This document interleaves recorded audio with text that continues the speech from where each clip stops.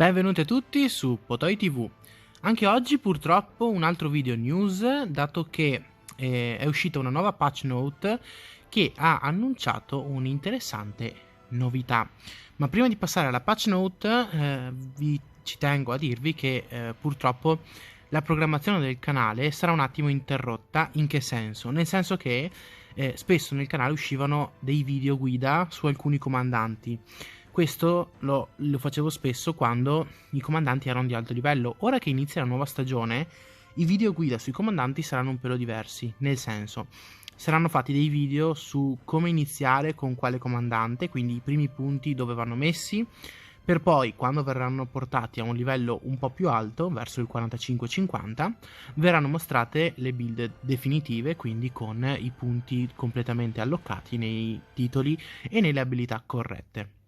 Adesso passiamo a dare uno sguardo ai primi consigli che vanno dati a chi inizia una nuova stagione.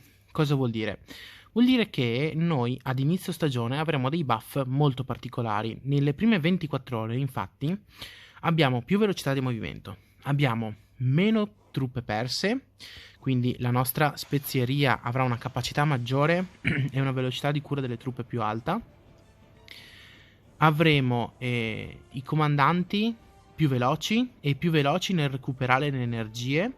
Inoltre ci sarà anche uno sconto nell'utilizzo dell'energia. In che senso? Nel senso che quando noi andremo a fare un'azione, ogni comandante dovrebbe spendere 20 di energia, come si può vedere qua. Mentre nelle prime 24 ore della nuova stagione i comandanti avranno uno sconto del 50%, quindi consumeranno in questo caso 10 di energia e saranno anche il doppio più veloci, quindi non ci metterà la mia Auroen 1 minuto e 21 ad andare lì, ma ci metterà esattamente la metà del tempo.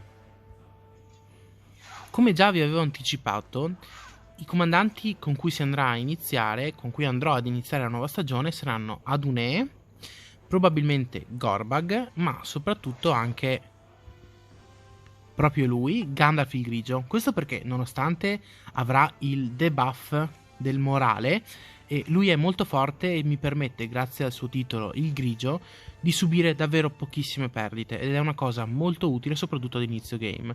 Quindi con chi inizierò a giocare, il primo in assoluto sarà Adune, poi probabilmente passerò a Gandalf o Arwen, quindi questi saranno i tre comandanti di inizio che utilizzerò.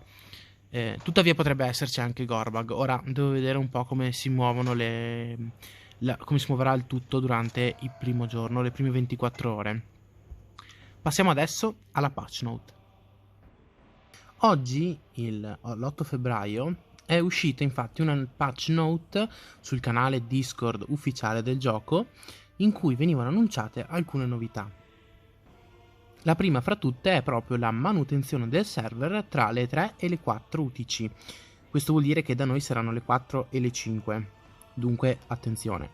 Dopo questa manutenzione è stato annunciato che ci sarà una piccola novità. Inizierà infatti la stagione 3, al contrario di quanto avevano precedentemente annunciato.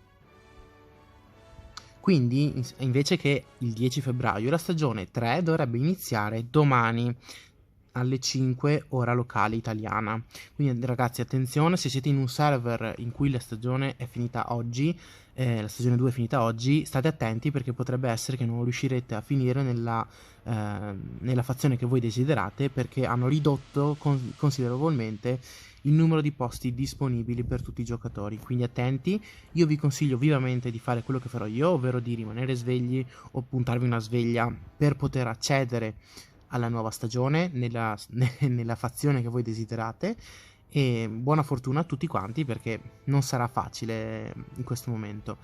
Un'altra novità di questa patch note è che hanno risolto alcuni bug relativi a un testo di un effetto. Passiamo ora all'ultima notizia di oggi.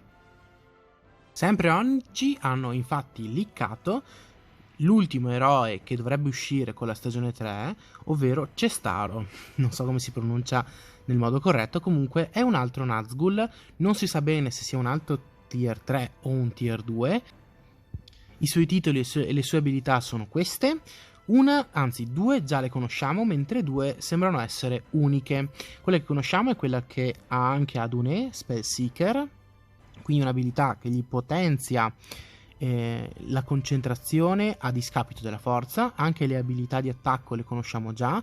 Difatti una sarà un anti-heal, quella con l'orsetto, questa qua è una spell anti-heal, mentre l'altra è una spell di attacco una di attacco e di cura, ok, di cui adesso non mi ricordo il nome.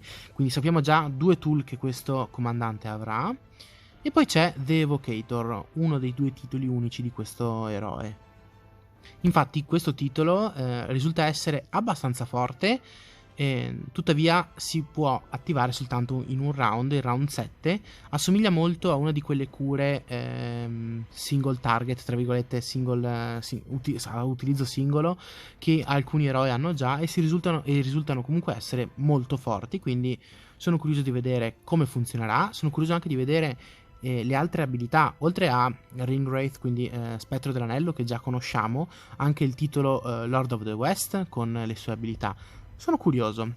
Questo eroe mi incuriosisce. Un po' tutti quanti gli eroi nuovi mi attirano, quindi voglio vederli nella stagione 3. E state attenti perché il video di oggi è finito. Io vi avviso già che domani usciranno dei video relativi proprio alle meccaniche della stagione 3, nonché a qualche guida magari per iniziare al meglio. Io vi ricordo di mettere like al video, iscrivervi al canale e attivare la campanellina così da non perdervi i prossimi video, commentare con qualche domanda, condividere il video se vi è piaciuto e ragazzi, per oggi è tutto, ciao!